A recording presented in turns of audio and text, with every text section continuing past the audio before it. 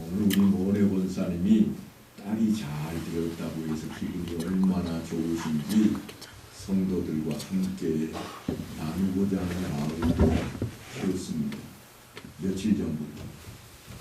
그런데 여러분, 그 마음은 누구를 닮은 성품인가 보면 하나님의 성품을 닮은 사람의 마음입니다.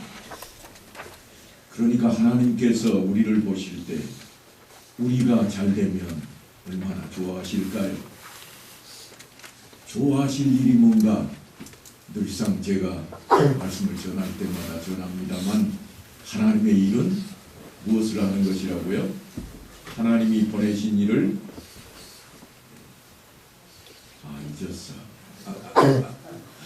되돌아서면 다 잊어버리죠, 그죠?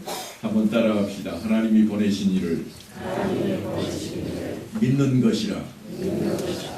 뭘 믿는 거라고요? 하나님이 보내신 이가 누구예요? 예수님이에요?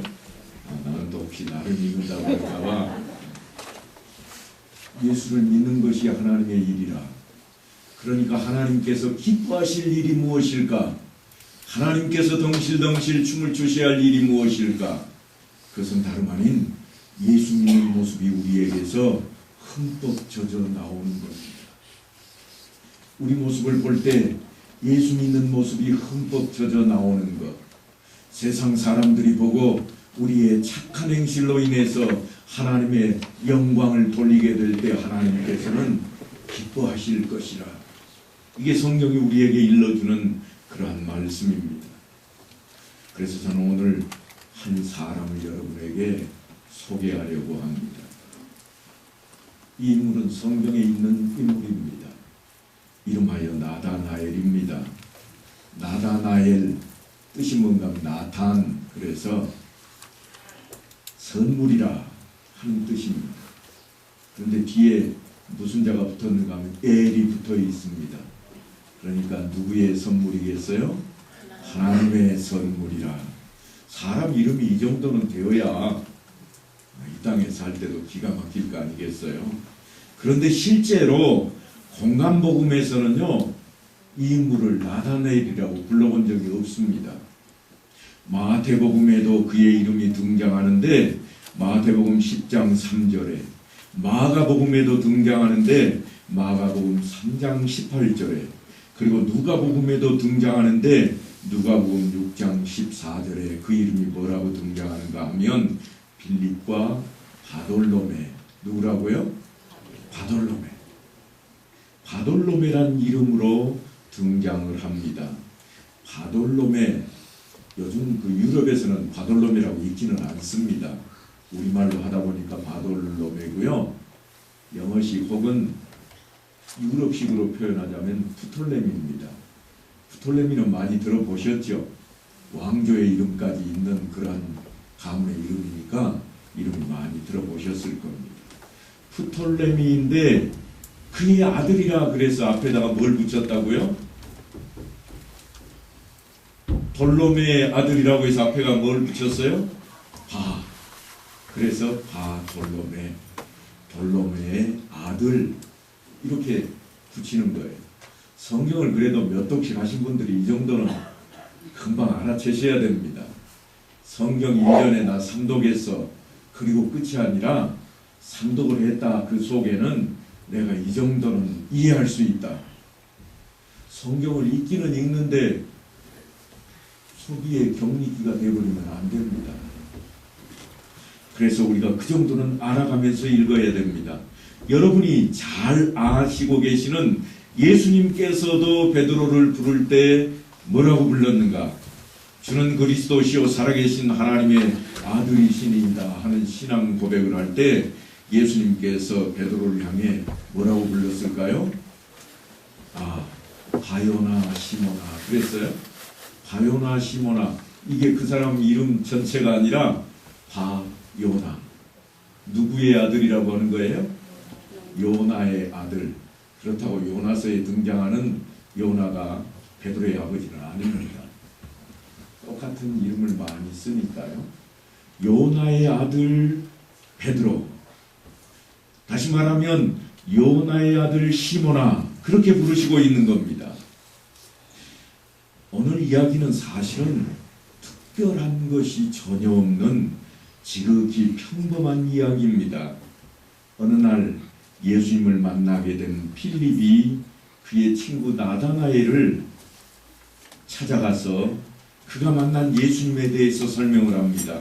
뭐라고 설명을 하는가 하면, 모세가 율법에 기록하였고 여러 선지자가 기록한 그 일을 우리가 만났으니 요셉의 아들 나사렛 예수니라. 여기는 요셉의 아들이라 그랬네요. 뭐라고 했으면 좀 우리가 쉽겠어요? 바 요셉 그랬으면 좋겠는데, 이때는 바를 붙이는 게 아니에요. 왜냐하면 요셉이라는 이름은 히브리식입니다. 히브리식에는 아들이라고 할 때 앞에다 뭘 붙였죠? 바가 아니라 생각이 나야지. 안 나니까 제가 필요한 거예요. 베냐민 그러면 야민의 아들, 그런다고 제가 설명을 드렸죠. 야민의 아들이 뭐예요? 무슨 손의 아들? 이거 큰일 났네. 그거는 가서 한번 찾아보세요. 베냐민이 누구의 아들이라는 이야기인가. 그래서 히브리식으로 하면 앞에다가 벤을 붙였습니다. 벤.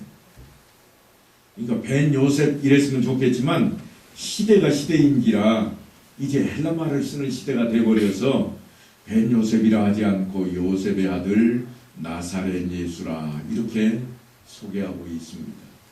무슨 이야기인가 하면 메시아를 보았다. 메시아의 헬라어가 뭐라고 그랬습니까? 지난 시간에 한 건데, 메시아의 헬라어는 그리스도, 우리말로 하면 그리스도입니다. 내가 그리스도를 보았다. 그러자 나다나엘의 반응이 어떤가 하면, 나사렛에서 무슨 선한 일이 날 수 있느냐. 나사렛에서 그런 힘을 날 수가 없어. 그런 이야기입니다. 왜 그랬을까요? 이유가 있습니다. 괜히 나사렛을 비하하는 그런 발언이 아닙니다. 왜 나다나엘은 나사렛을 자기 동네보다도 더 못하게 여기고 있을까? 그런 이야기가 아니라고 하는 거예요. 본래 메시아는 베들레헴에서 태어나도록 그렇게 되어 있습니다. 이미 선지자 미가를 통해서 예언된 말씀입니다. 베들레헴 에브라다야, 너는 유다족 속 중에 적을지라도 이스라엘을 다스릴 자가 네게서 내게로 나올 것이라. 그의 근본은 상고에 영원에 있느니라. 미가서 5장 2절에 있는 말씀이에요. 그러니까 나다나엘이 지금 뭘 알고 있는 거예요? 이 미가서의 예언을 알고 있는 겁니다.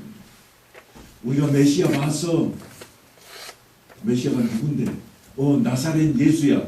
나사렛에서 났다고? 말도 안 되는 소리. 그게 역사 속에 주님은 베들레헴에서 실제로 태어났습니다. 그건 여러분이 잘 아시죠? 근데 나사렛에게 소개할 때는 지금 필립이 그걸 소개를 하지 않고 있는 거예요. 그러니까 예수에 대해서 제대로 인식을 못합니다. 성경을 해맑게 알고 있지만 모르고 있는 거예요. 신약 성경에는 예수님께서 동정녀 마리아에게서 태어났고, 또한 나사렛 사람이지만 베들레헴에서 태어났고, 마리아의 남편 요셉은 다윗의 후손이고 다윗의 고향인 베들레헴 출신이라고 그렇게 전해놓고 있습니다. 하지만 지금 빌립이 예수를 전할 때는 그걸 안 전하는 거예요. 여러분 예수 믿으세요 할 때 예수는 누군가 하면, 그래서 여러분이 베들레헴 출신이고 요셉의 아들이고 요셉은 유다 족속이고 그런 이야기 하시나요? 안 하잖아요. 나다나엘에게 빌립이 그 얘기를 지금 안고 있어서 나다나엘이 생각해 볼 때에 그런 이야기 내가 들어본 적이 없다. 그런 거예요. 그러면 나다나엘이 무슨 이야기를 지금까지 들었는가? 이런 이야기를 들은 겁니다. 메시아가 다윗의 후손으로 올 것이라. 이것은 이사야서 16장에 있는 말씀이요 처녀 몸에서 태어날 것이라. 이것은 이사야서 7장에 있는 말씀이고 갈릴리 사람이 될 것이라. 이야기도 있는데 이것은 이사야서 9장에 있는 말씀이요 베들레헴에서 태어날 것이라고 미가서 5장에 기록을 하고 있습니다. 구약 성경의 예언이 다 이루어졌습니다. 하지만 빌립이 나다나엘에게 소개할 때 뭐라고 그러는가 하면 그 일을 우리가 만났다 그럽니다. 어떤 이냐? 선지자들이 기록해 놓은 그 일을 우리가 만났다. 그런데 그렇게 이야기하려면 선지자들이 기록한 지명을 다 대야 할 건데 뭐라고 소개하는가 하면 나사렛 예수라. 뜬금없는 나사렛이 등장을 하고 있으니까 지금 메시아 이야기로 받을 수 없다고 그렇게 생각을 하고 있습니다. 그래서 메시아에 대한 선지자의 글에 익숙했던 나다나엘은 식상했을 겁니다. 별로 흥미를 느끼지 못했을 겁니다. 하지만 빌립이 그를 끌고 갑니다. 성경에 보면 그를 끌고 갔다. 신통치 않으니까 따라갈 마음도 없는데 끌려가고 있습니다. 그래서 예수님께로 끌고 가면서 뭐라고 그러는가 하면 와서 보라. 여러분 혹시 그런 이야기 설교 중에 들은 적 없으신가요? 복음 전하는 것은 참 쉽다. 예수 전하는 것은 너무도 쉽다. 어떻게 하면 된다고요? 와서 보라. 이렇게 전하면 된다. 그런 이야기를 많이 들었을 겁니다. 하지만 여기서 와서 보라 하는 것은 그냥 전하는 모습이 아닙니다. 억지로 끌고 오면서 야 와서 봐. 그 이야기하고 있습니다. 와서 보라니까 네가 봐야지 안 보고 내가 제대로 말 못하겠어. 그렇게 오늘 이야기가 시작이 되고 있습니다. 빌립에게 이끌려오는 나다나엘을 바라보며 예수님께서 그에게 한 말씀을 하십니다. 보라 이는 참으로 이스라엘 사람이라 그 속에 간사한 것이 없도다. 처음 만난 사람인데 뜬금없이 자기가 간사한 것이 없대요. 참 이스라엘 사람이래. 그래서 나다나엘이 좀 궁금해집니다. 자기를 향해서 간사한 것이 없다고 말씀하시는데 이 단어가 헬라어로 하자면 델로스라는 단어인데 속임수, 믿기 이럴 때 쓰는 단어입니다. 예수님이 쓰시는 단어를 보면요. 대체적으로 농부들이 쓰는 단어와 어부들이 쓰는 단어를 많이 사용을 하셨습니다. 그래서 이 단어는 누가 쓰는 단어였는가 하면 어부들이 쓰는 단어입니다.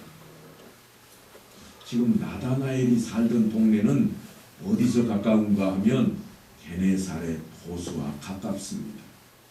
어부들이 많이 있는 그런 지역입니다. 그래서 그에게 간사한 것이 없다. 너는 미끼로 쓰일 그런 사람은 아니라 그런 표현을 쓰고 있습니다. 그래서 다른 사람을 속이고 조종하고 해하려는 생각으로 가득 찬 그런 사람이 아니라고 신실한 사람이라고 평하고 계십니다. 나다나엘이 속으로 생각하기를 한 번도 본 적 없는 사람인데 어떻게 나를 알지? 예수님께서 그 마음을 읽으십니다. 그리고 하시는 말씀이 빌립이 너를 부르기 전에 네가 무화과 나무 아래에 있을 때 내가 보았다. 그래 버리십니다. 묻지도 않았는데 나 어디 있을 때 본 적이 있어요? 묻지도 않았는데 예수님께서 너 무화과 나무 아래에 있을 때 빌립이 너를 부르기도 전에 내가 알았다. 나다나엘이 깜짝 놀랍니다. 세상에나 내가 거기 있던 걸 어떻게 알지? 그래서 이렇게 반응하는 겁니다. 라피여 당신은 하나님의 아들이시요 당신은 이스라엘의 임금이로소이다. 왜요? 그거 할 사람이 없는데 사람이라면 그걸 알 수가 없는데 내가 무화과 나무 아래에서 있는 거를 어떻게 사람이 알 수 있는가? 그것도 빌립이 나를 부르기도 전에 사람이 어떻게 그거를 알 수나 있었겠는가? 그래서 금방 이렇게 고백을 했더니 예수님께서 또 이렇게 말씀을 합니다. 내가 너를 무화과 나무 아래에 보았다고 하므로 네가 믿느냐? 그런 것 정도 가지고 믿느냐? 나는 그 정도가 아니다. 이보다 더 큰 일을 보리라. 그럽니다. 그런데 더 큰 일이 뭔가 하면 그 다음 절에 가면 바로 기록하고 있는데요. 51절 말씀입니다. 하늘이 열리고 하나님의 사자들이 인자 위에 오르락내리락 하는 것을 보리라. 이 말씀이 사실은 무엇과 연관이 되어 있는가 하면 세례 요한의 증거와 연관이 되어 있습니다. 예수님께서 더 큰 일을 보리라.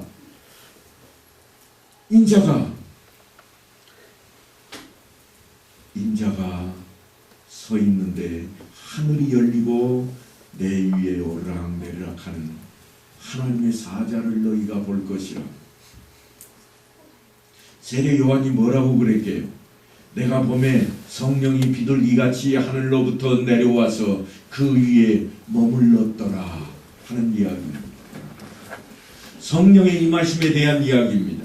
이 이야기는 기적과 같은 굉장한 사건을 보아야만 예수를 믿겠다고 하는 사람들에게 커다란 충격으로 다가옵니다. 너 뭘 보고 믿어야 되는 인물이었니? 그러면 너는 더 큰 것도 보게 될 거야. 그 이야기 속에는 그것 가지고 믿을 것은 아니라고 하는 말씀이 내포되어 있습니다. 무슨 말씀인가 하면 사실 유대인들에게 있어서 무화과 나무 아래에 있는 모습은 기적적인 그런 이야기가 아닙니다. 너무나도 일상적인 이야기입니다. 여러분, 무더운 여름날 밖에 나갔다가 집에 들어오시면 맨 먼저 뭐 하세요? 시원해지라고 에어컨을 켜든지 선풍기를 켜든지 그도 아니면 부채라도 들어야 되잖아요. 왜요? 시원해져야 됩니다. 일상적인 일입니다. 이거는 기적이 아니에요. 에어컨 앞에 서서 시원한 바람을 맞으면서 야, 기적이다. 제가 그런 건 못 봤습니다. 그런 건 기적이 아닙니다. 일상입니다. 그 일상에 대한 이야기예요. 무화과 나무 아래에 그들이 모여 있는 것은 지극히 일상적입니다. 그들이 무더운 낮에 햇볕을 피해 그늘을 찾는데 주로 그 무성한 이파리 아래에서 무엇을 하는가 하면 하나님의 말씀인 두루마리를 그들이 읽는 일을 많이 했습니다. 유대인들은 가는 곳마다 회당을 지었고 회당에 모여서 말씀을 가르치고 자기들의 삶을 나누는 이야기를 했는데요. 회당이 없는 그런 곳 혹은 동네마다 그늘이 있으면 사람들이 모여서 이야기를 합니다. 주로 유대인들은 무슨 이야기를 할까요? 성경 이야기를 합니다. 중동 사람들의 태생이 본래 거의 그렇답니다. 유대인들만 그런 게 아니라 이슬람 사람들은 모이면 무슨 이야기 할까요? 그것까지는 저도 잘 모르겠어요. 같이 안 앉아봤으니까. 그런데 제가 TV에 나오는 프로그램 하나를 봤는데 한국은 처음이신가요? 뭐 그런 프로 하나 있더라고요. 외국인들이 한국에 들어오는 거를 찍어 놓은 그런 거예요. 세 사람씩 초청을 해가지고 한국 사람이 아니죠. 한국에 와서 일하고 있는 그 나라 사람이 자기 친구들이나 자기 가족들 중에 딱 세 사람만 초청을 하면 방송국에서 모든 것을 다 책임을 집니다. 그래서 그 사람들이 한국에 와서 한국을 경험하는 이야기를 들려주는데 중동 사람 셋이 들어왔는데요. 재밌는 거를 제가 하나 봤습니다. 그게 뭔가 하면 식당에 가서 주문을 하는데 메뉴판을 놓고 30분 동안 토론을 하는 거예요. 뭘 먹을까? 이걸 먹을까? 저걸 먹을까? 우리는 어떻게 해요? 들어가면 아무거나 시키는 거죠. 그죠? 야, 뭐 먹을까? 네가 알아서 해.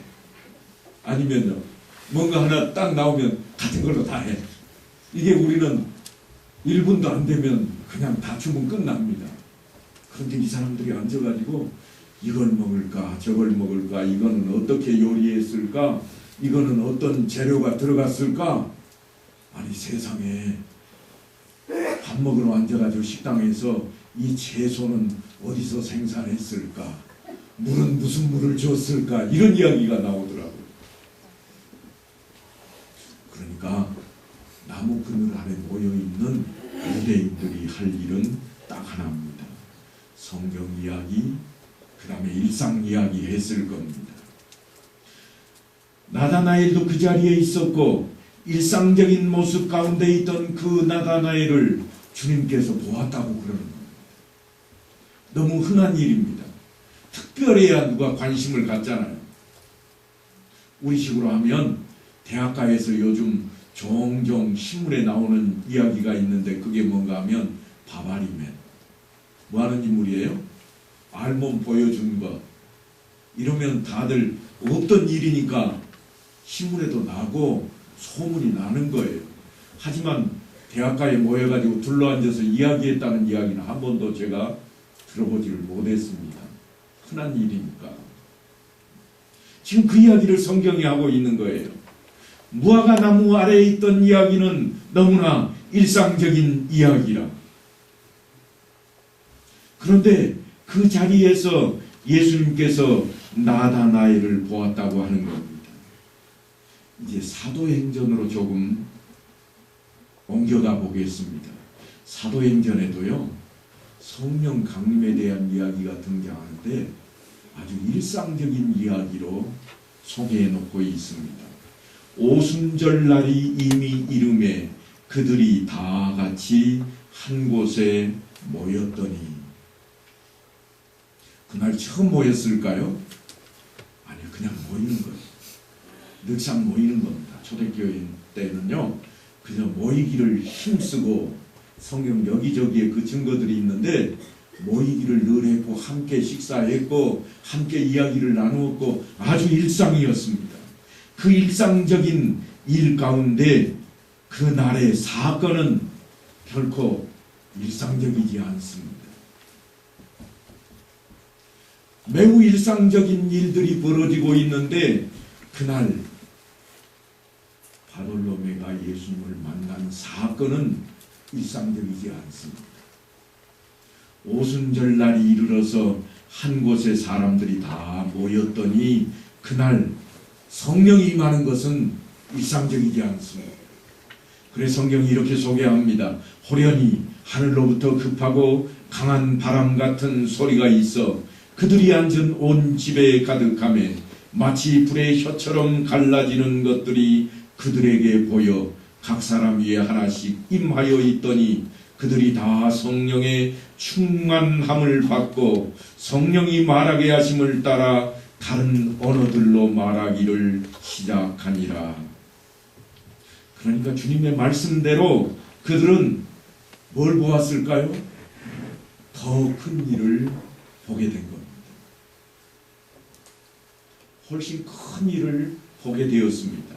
나다나엘이 무화과 나무 그늘 아래에 있던 그런 일은 하찮은 일상적인 일이어서 말할 필요조차 없는 더 큰 일이 그들 앞에 사건으로 펼쳐지고 있습니다. 이처럼 사도 요한이 일상생활 가운데 별로 중요하게 여겨지지 않았던 일까지도 끄집어내서 밝히는 것은 우리의 삶 속에, 우리가 살고 있는 일상적인 삶 속에 깊숙하게 개입하신 하나님을 우리가 발견하고 만나게 하고자 하는 것입니다. 그걸 만나게 하고 싶은 거예요. 이게 사도 요한이 우리에게 지금 알려주고 싶은 내용입니다. 이미 나다나엘은 무화과나무 그늘 아래에 있을 때 누구를 만났어요? 주님을 만난 거예요.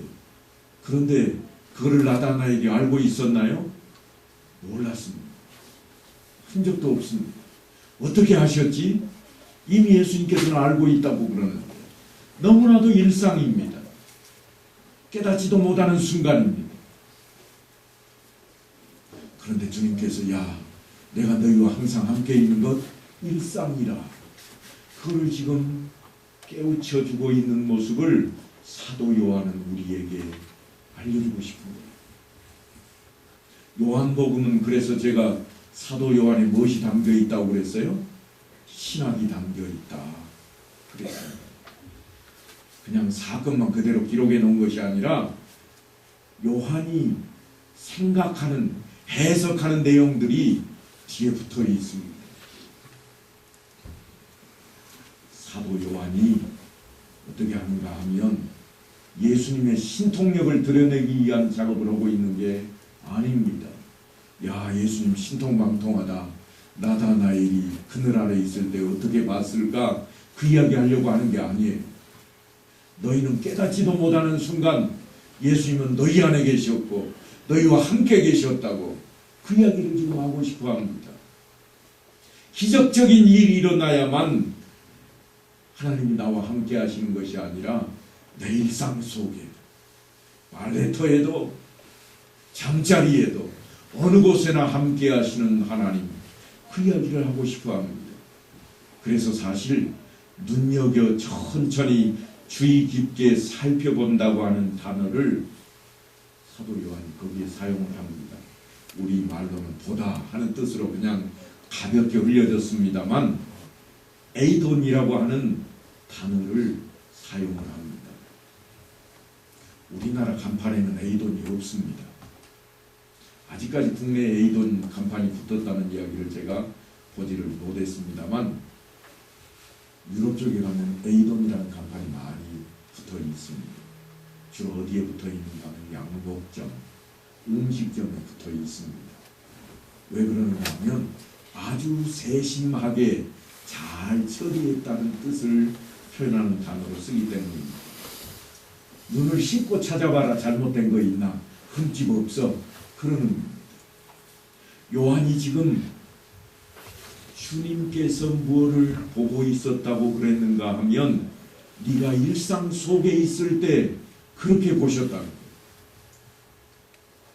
우리와 언제든지 함께 하신다고 하는 뜻을 드러내고 있습니다. 사도 요한은 본문의 배경이 되고 있는 나다나엘을 향한 필립의 외침에 귀를 기울입니다. 와서 보라. 이 보다라고 하는 이 단어 속에 무심코 들려오는 주님의 말씀을 가져다가 붙여놓습니다. 내가 너를 보았노라. 너는 큰 일을 보리라. 하늘이 열리고 하나님의 사자들이 인자 위에 오르락내리락 하는 것을 보리라. 사도 요한이 무엇인가 집중을 하며 이야기를 이끌어가고 있는 모습입니다. 사람들에게는요, 저마다 다 각기 이야기들이 있습니다. 기쁘고 즐거운 이야기가 있는가 하면 슬프고 짠한 이야기도 있고, 성공한 이야기가 있는가 하면 반면에 실패한 이야기도 있습니다. 깜짝 놀라게 만드는 이야기도 있고, 생각할수록 감동을 주는 그런 이야기도 있습니다. 그런데 이런 이야기는 그냥 머물러 있는 것이 아닙니다. 때로는 감동을 주기도 하고 깨달음을 주기도 하지만 어떤 때는 상처를 주기도 합니다. 모든 이야기에는 일정한 흐름이 있습니다. 전하는 사람은 내가 그랬었지 그러는 거고, 듣는 사람은 그랬었구나. 대부분 그렇습니다. 모든 이야기가 그렇게 끝나지는 않습니다. 이게 오늘 제가 드리고 싶은 이야기입니다. 일상적인 이야기가 다 그렇게 끝나버리지는 않습니다. 어떤 이야기는 다른 이야기하고 연결 지어집니다. 쉽게 이야기하면 다른 이야기의 예고편처럼 등장을 합니다. 사도 요한은 지금 사소하게 여겨지는 나다나엘의 이야기를 통해서 주님에 대한 이야기를 하고 싶은 겁니다. 예수님 이야기를 하고 싶은 게 사도 요한의 속마음입니다.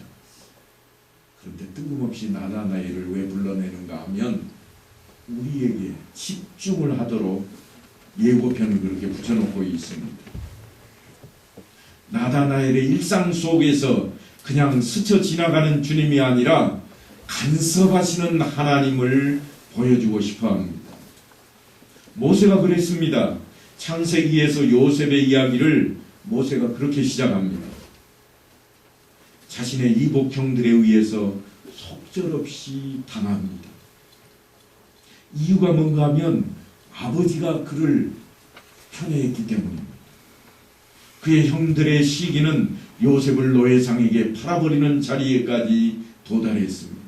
그리고 아버지한테는요, 짐승에게 당했다고 피 묻은 요셉의 겉옷을 증거물로 제출을 합니다. 그냥 지나가는 이야기 같습니다. 그때부터 요셉은 마치 요즘 마당에 흩어진 낙엽을 쓸어내는 빗자루같이 한 점의 배려도 없는 그런 노동에 시달리게 됩니다. 하지만 모세가 끝까지 놓지 않고 있는 것이 하나 있습니다. 모세가 놓지 않고 있는 것이 뭔가 하면 여호와께서 요셉과 함께 하심으로, 비록 요셉이 종살이를 하고 있고 때로는 감옥에 갇혀 있을지라도 늘 모세가 주장했던 것은 뭔가 하면 요셉이 여호와께서 그와 함께하는 것이 있었다. 사건이 새롭게 진행될 때마다 그 구절을 첨가하고 있습니다.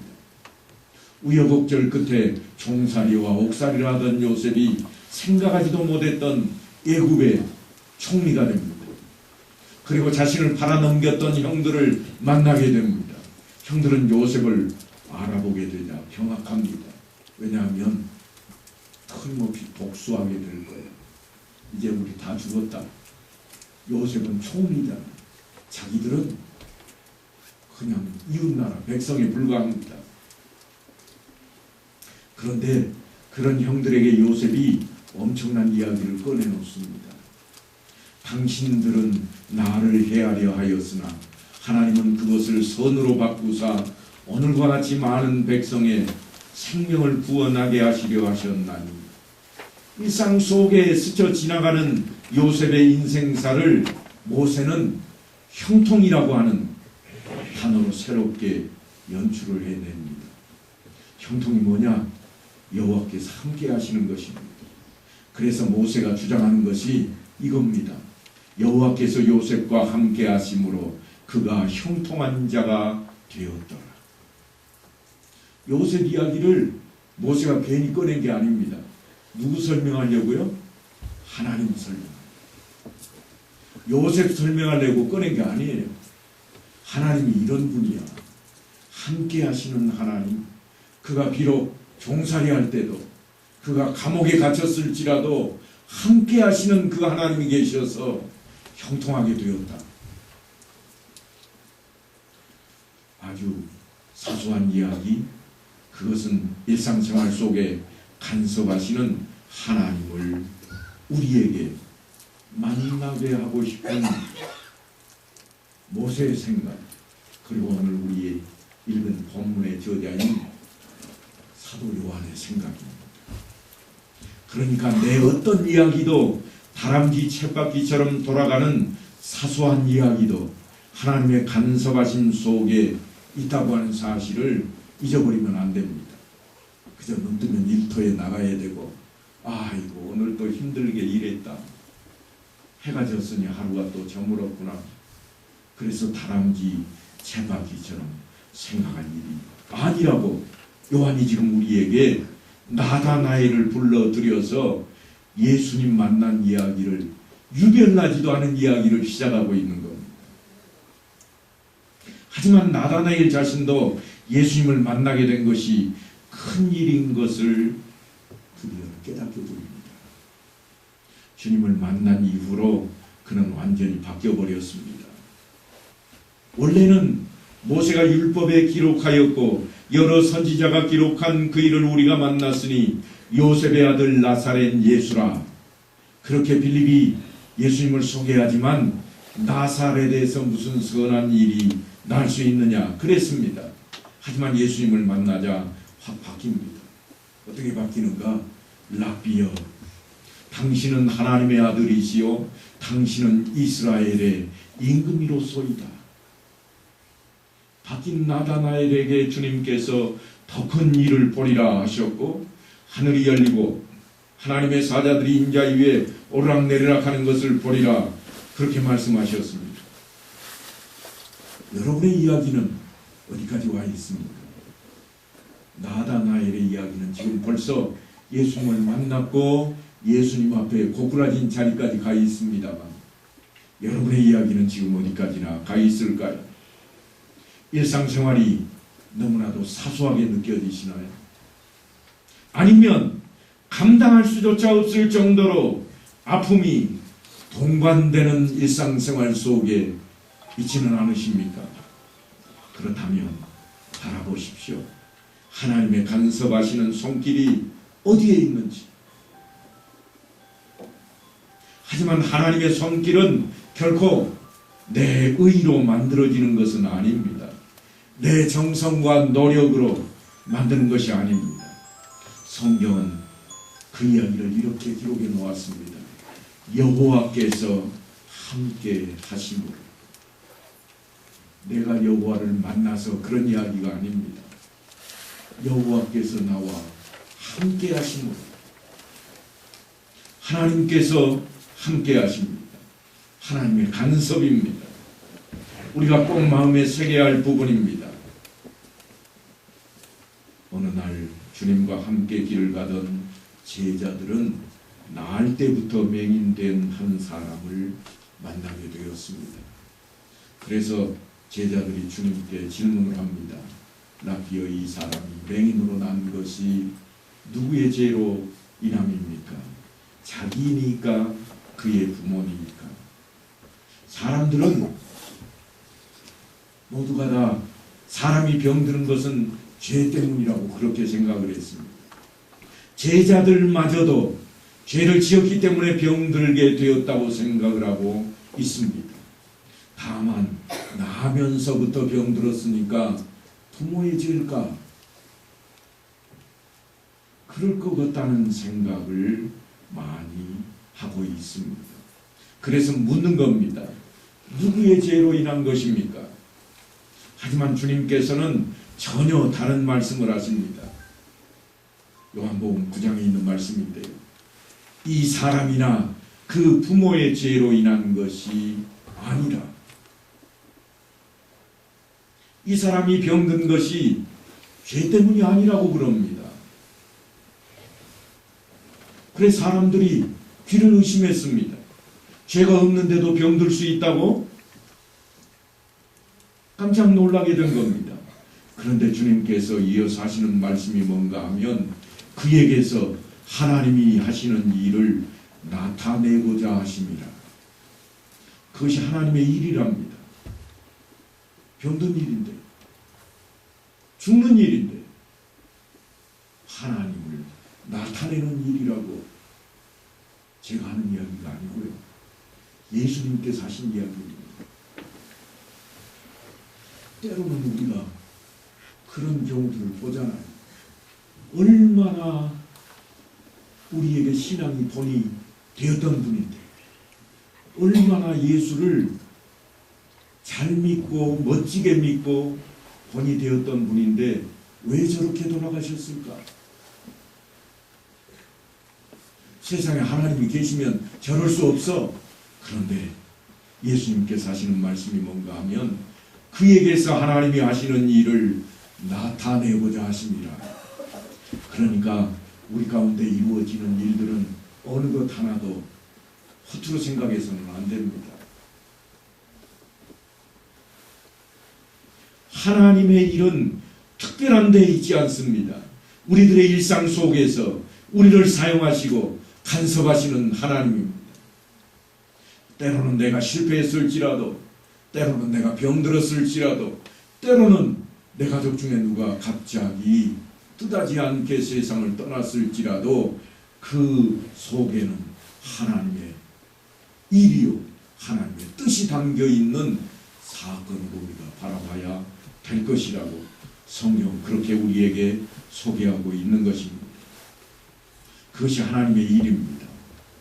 나다나엘은 그분을 만났고 그분을 믿는 것이 하나님의 일인 것을 깨달았습니다.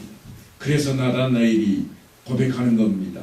랍비여, 당신은 하나님의 아들이시요 당신은 이스라엘의 임금이로소이다. 우리는 이제 평범하고 사소한 일상으로 돌아갈 겁니다. 당장 집에 가도 사소한 일들로, 또한 이제 내일부터는 일터로 나가서 일상생활로 접어들게 될 것입니다. 그러나 사도 요한은 그 일상 속에서 우리들의 신앙 고백을 요구하고 있습니다. 하나님의 간섭하심에 반응하는 우리의 삶을 기대하는 겁니다. 그래서 나다나엘이 변화된 것처럼 우리도 변화되고 새로운 모습으로 하나님의 일에 함께 하기를 원하는,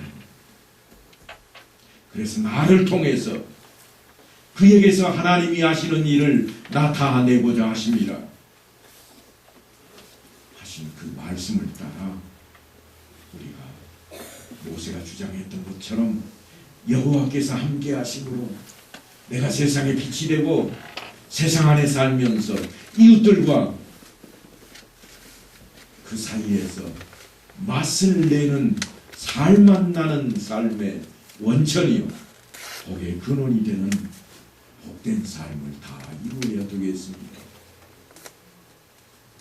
그냥 지난날까지는 누구를 봐도 욕하고 싶은 마음이 생기자마자 확 내뱉었던 것을 이제는 좀 꿀떡 삼키고 용서하는 마음으로, 예수님의 마음으로 좀 자리바꿈하시고, 아이고 저놈의 왼수 하던 마음속의 생각이 떠올라도 주님의 마음으로 원수를 사랑하라 하는 것을 갈아치우는 그러한 삶의 현장으로 나가는 성도들 다 되시기를 간절히 축원합니다.